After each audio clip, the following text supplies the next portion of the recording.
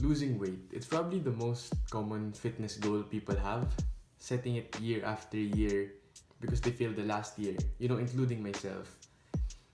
But in 2020, I really committed to learning the right way of losing fat. And I wanted to make this video for everyone out there struggling with fat loss. Hopefully, this clears a lot of it. So this video will be divided into three parts.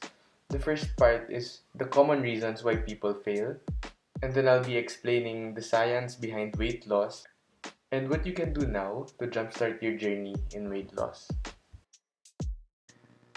So here are the top reasons why people fail. The first one is not understanding the fundamentals. This is something I could also very relate to. I would just go to the internet and follow random advice. So for me, it was no carbs after 6, or giving up sweets completely, or doing fasted cardio. I didn't understand the fundamentals on fat loss, on weight loss, and I would just do random advice I see. And then eventually, I would feel very restricted and I wouldn't see results. Then I'd stop. Another reason is going too hard too fast. So it's the notion that if you don't go 100% every day, you won't get to see results. You have to wake up 5 a.m., go on a morning run, do that every day. The point is, if you go too hard too fast, you get overwhelmed. You start to think about quitting before you even get to see results. And another reason would be stress and other priorities. So I'm also a victim of this. Every time before, when I would go on some fitness transformation, I would do really good for the first maybe 2 months, and then when academics would start to get heavy, I would start stress eating, or deadlines would be due, I would be skipping my workout. So these are real problems that people are facing in their fitness journey. That's why I want you to learn the fundamental science behind fat loss. So in your next fitness transformation, you will know why you are doing what you are doing. So let's start with the basic underlying concept.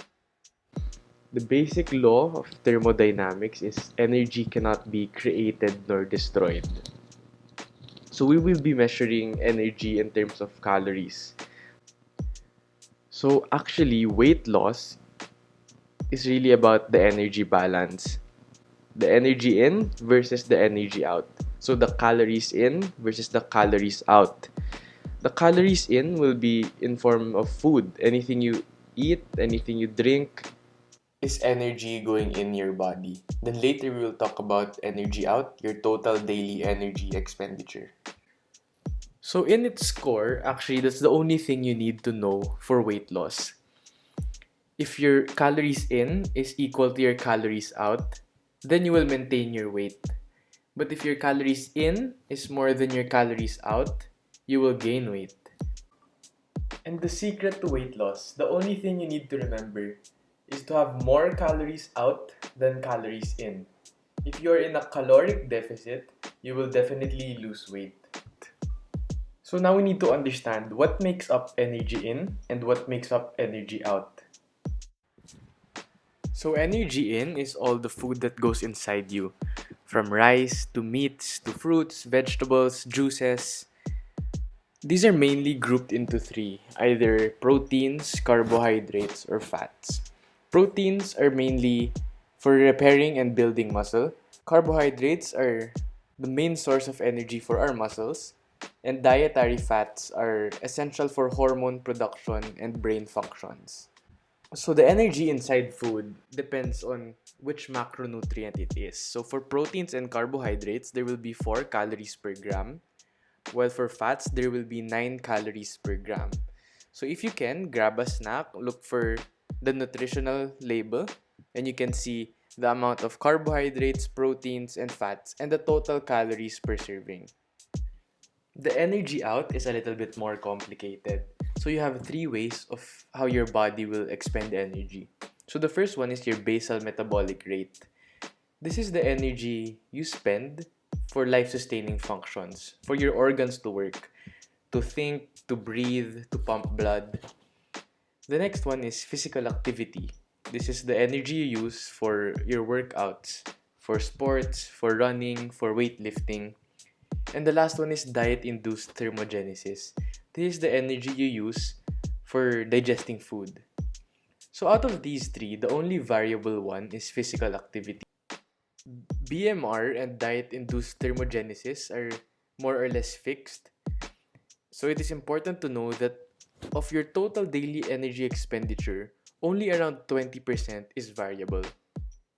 So the next time you say you'll just work out more to offset the food you ate, you might want to think about that again. And from this concept, you will realize that you really can't outwork a bad diet. For the last section, the practice, I want you to pause the video, get a pen and a paper, and start taking down notes for the rest of this video. Because if you take action now, your momentum will eventually create your motivation to jumpstart your journey. So to be in a caloric deficit, we need to know your total daily energy expenditure so you know to eat below that. Follow along to find your energy balance. So the first step is to get your basal metabolic rate. So you just need your weight in kilograms, your height in centimeters, and your age. You just follow the formula here and add if you're male or subtract if you're female. So for me, I'm 69 kilograms, 169 centimeters, and 21 years old. That would equal a BMR of 1,646.25 calories. And then once you have your BMR, you have to check your activity levels. And you apply an activity multiplier. So I think most of us, because of the pandemic, would fall under the sedentary lifestyle.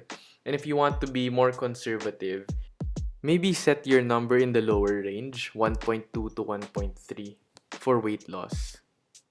This will then give you your total daily energy expenditure. So this number, it will not be exact, but it's a ballpark figure of your maintenance calories. Now that you know your total daily energy expenditure, what I want you to learn next is how to set realistic weight goals. So one concept is 3,500 calories is equivalent to 1 pound of fat. So that means if you are in a caloric deficit of 500 a day, that's 3,500 calories a week. So you should expect to lose 1 pound a week. So get your starting weight and your target weight. Then you want to set a deficit of around 10 to 20% of your maintenance. For easier computation, I set a 500 calorie deficit. So in 7 days, that's 3,500 calories or 1 pound per week. So from 160 pounds, 150 pounds should be reached in around 10 weeks. Then if you set goals, also set a buffer week for when you don't reach your diet goals. So hopefully with this realistic approach, losing weight will come easier this time around. Since 1, you already know what you are doing, and 2, you can control your expectations of weight loss better. Although weight loss should be achieved primarily through dietary measures, you still have to engage in some form of workout. Because fitness isn't just about getting skinny, it's also about getting stronger. And for weight loss, it's less about what kind of workout you do, more of how long you're able to stick to it. The most important part is you are able to find a workout routine that helps you remain consistent. Some tips to help you achieve this would be to choose the workouts you enjoy. If you don't like running, it's okay, go for some walks. If you don't like lifting weights, it's okay, you can do bodyweight exercises, or you can even dance or play sports. Another tip is to pace yourself and just slowly progress. If you go too hard too fast and then you wake up sore, you don't want to do the workout anymore the next day, it's not gonna be good. It's better to be 6 out of 10 for 104 weeks than be 10 out of 10 for just 1 month. And the last tip is to switch it up here and there. So for me, when I get bored walking, I go on a bike ride or maybe skip ropes. When I get bored with my compound lifts, I do bodyweight exercises. It's important to switch it up and get excited so you can remain consistent. So basically, that's it. If I were to summarize the entire video, it's just to eat less and move more. Do that for an extended period of time. and you'll be losing weight and reaching your fitness goals. If you reached this part of the video, then you probably have a better understanding on weight loss. So if you got value from this, I want you to drop a like below and share with your fellow friends who want to go on a weight loss journey as well. So just remember to stay the course and eventually you'll reach your fitness goals.